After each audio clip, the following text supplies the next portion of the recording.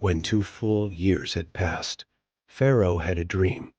He was standing by the Nile, when out of the river there came up 7 cows, sleek and fat, and they grazed among the reeds.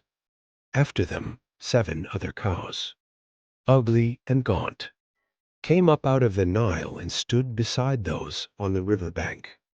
And the cows that were ugly and gaunt ate up the 7 sleek, fat cows. Then Pharaoh woke up. He fell asleep again and had a second dream. 7 heads of grain, healthy and good, were growing on a single stalk. After them 7 other heads of grain sprouted thin and scorched by the east wind. The thin heads of grain swallowed up the 7 healthy full heads. Then Pharaoh woke up. It had been a dream. In the morning his mind was troubled. So he sent for all the magicians and wise men of Egypt. Pharaoh told them his dreams, but no one could interpret them for him. Then the chief cupbearer said to Pharaoh, "Today I am reminded of my shortcomings. Pharaoh was once angry with his servants, and he imprisoned me and the chief baker in the house of the captain of the guard. Each of us had a dream the same night, and each dream had a meaning of its own. Now a young Hebrew was there with us, a servant of the captain of the guard. We told him our dreams, and he interpreted them for us, giving each man the interpretation of his dream. And things turned out exactly as he interpreted them. To us, I was restored to my position, and the other man was impaled. So Pharaoh sent for Joseph, and he was quickly brought from the dungeon. When he had shaved and changed his clothes, he came before Pharaoh. Pharaoh said to Joseph, "I had a dream, and no one can interpret it. But I have heard it said of you that when you hear a dream you can interpret it." "I cannot do it," Joseph replied to Pharaoh, "but God will give Pharaoh the answer he desires."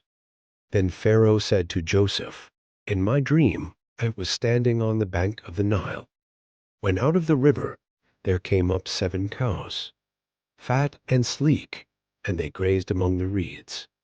After them 7 other cows came up scrawny and very ugly and lean. I had never seen such ugly cows in all the land of Egypt. The lean, ugly cows ate up the 7 fat cows that came up first.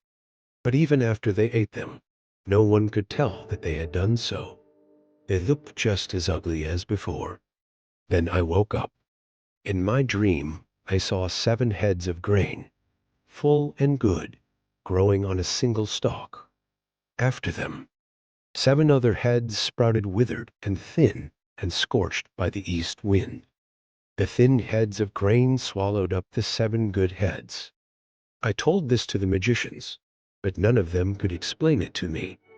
Then Joseph said to Pharaoh, "The dreams of Pharaoh are one and the same. God has revealed to Pharaoh what he is about to do. The 7 good cows are 7 years, and the 7 good heads of grain are 7 years. It is one and the same dream. The 7 lean, ugly cows that came up afterward are 7 years, and so are the 7 worthless heads of grain scorched by the east wind. They are 7 years of famine. It is just as I said to Pharaoh. God has shown Pharaoh what he is about to do. 7 years of great abundance are coming throughout the land of Egypt, but 7 years of famine will follow them. Then all the abundance in Egypt will be forgotten, and the famine will ravage the land. The abundance in the land will not be remembered, because the famine that follows it will be so severe. The reason the dream was given to Pharaoh in 2 forms is that the matter has been firmly decided by God, and God will do it soon. And now let Pharaoh look for a discerning and wise man, and put him in charge of the land of Egypt. Let Pharaoh appoint commissioners over the land to take 1/5 of the harvest of Egypt during the 7 years of abundance. They should collect all the food of these good years that are coming, and store up the grain under the authority of Pharaoh, to be kept in the cities for food. This food should be held in reserve for the country, to be used during the 7 years of famine that will come upon Egypt, so that the country may not be ruined by the famine.